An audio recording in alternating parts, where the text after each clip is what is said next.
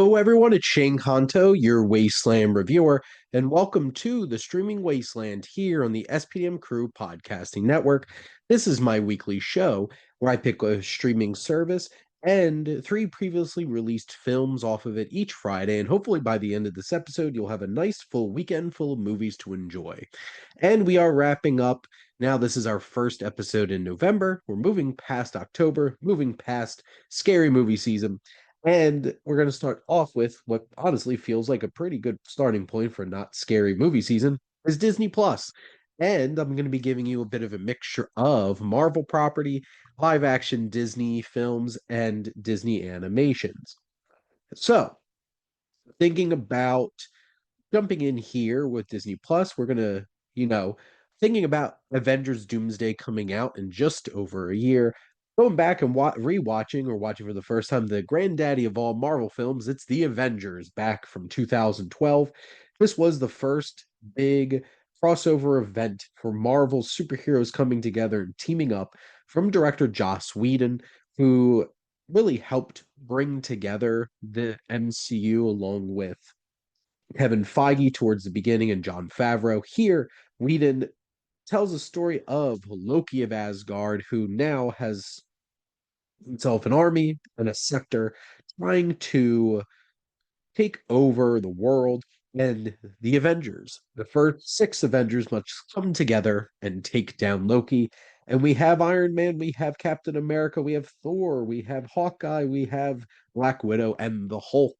And this film is 2 hours and 20 minutes of just comic book joy. There's a lot of setup towards the beginning, getting all the players into where they need to be, but it's such a wonderful experience watching these characters interact for the first time, engaging with each other, and the banter is great. The friction is palpable, and there's some iconic moments, all the infighting that happens on the helicarrier, but it all leads up to the Battle of New York, which has become such a big focal point of the MCU and giant jumping off point. The third act of this movie is one giant action-packed, wonderful expression of comic book joy, seeing all these characters coming together, teaming up, and taking down this army of coming coming together and taking on this army of aliens, and it's full of action, it's full of humor. This is exactly the tone that was set for the MCU that has been carried forward. It's just a wonderful, enjoyable thrill ride of a movie. And the MCU has certainly gotten bigger and broader since then, but this was such a special moment, especially as somebody who, was part of this from the beginning, really invested. This is such a wonderful, enjoyable action adventure. So go check it out.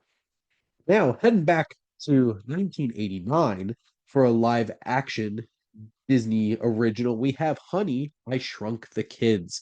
And this is a film that really stands up with its incredible practical effects as this group of kids is accidentally turned into insect size by a machine created by Rick Moranis, a scientist, and they get lost in the backyard.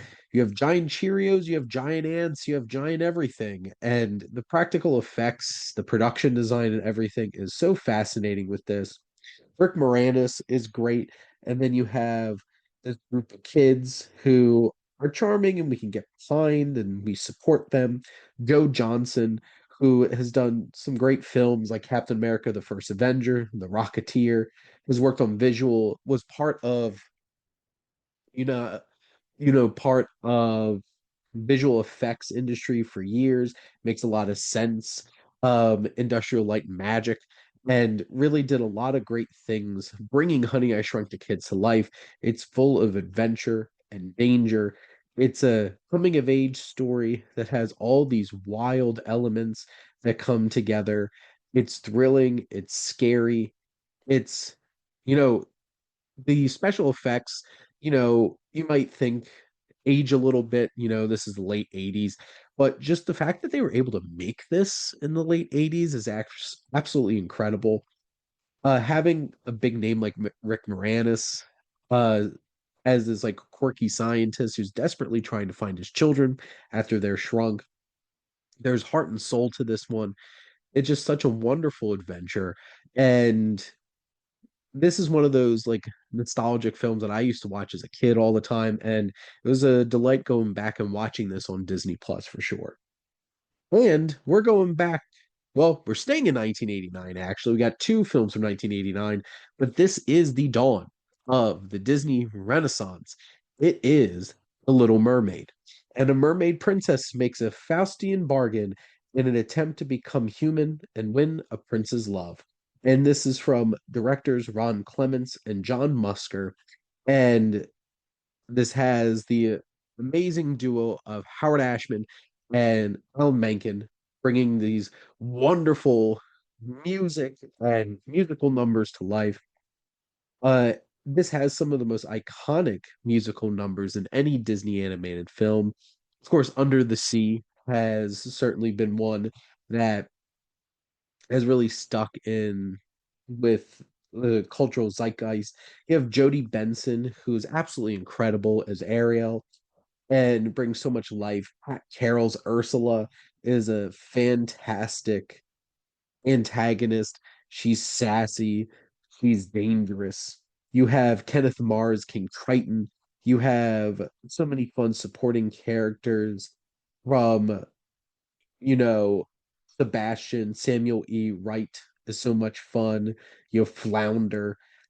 There's just so many wonderful characters that are all thrown out throughout this film. You even have like legendary comedians like Buddy Hackett as Stubble thrown in there too. The voice acting is top notch, really great character work. This is gorgeously animated. This really was a big shift in quality for Disney animation after the most of the 80s felt like a big downturn for them. It was a quieter period of time for them. And this really brought things back to Disney being the top of the game when it came for animation. Because to be perfectly frank, I'd probably watch uh a bunch of other films from Don Bluth from the 80s, well before I watch most of the ones from Disney. But Little Mermaid is magical. It has beautiful music, iconic music. It's a gorgeously animated film. It has a wonderful adventure and big, climactic, exciting energy and a whole bunch of fun characters, good sense of humor. It's a wonderful mix of a lot of things and just makes it such a wonderful experience from start to finish. But that is a wrap here on another episode of the Streaming Wasteland. Let's do a little summation here. So you're going to head over to Disney Plus and we'll check out 2012's The Avengers and 1989's Honey, I Shrunk the Kids, as well as The Little Mermaid. But thank all of you for listening. Make sure to like, comment, and share on this episode. What's your favorite Marvel movie?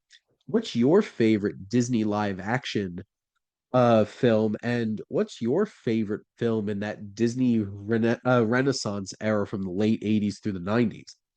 Make sure to follow or subscribe wherever you listen to your podcast. The SPM Crew Podcasting Network is ever expanding.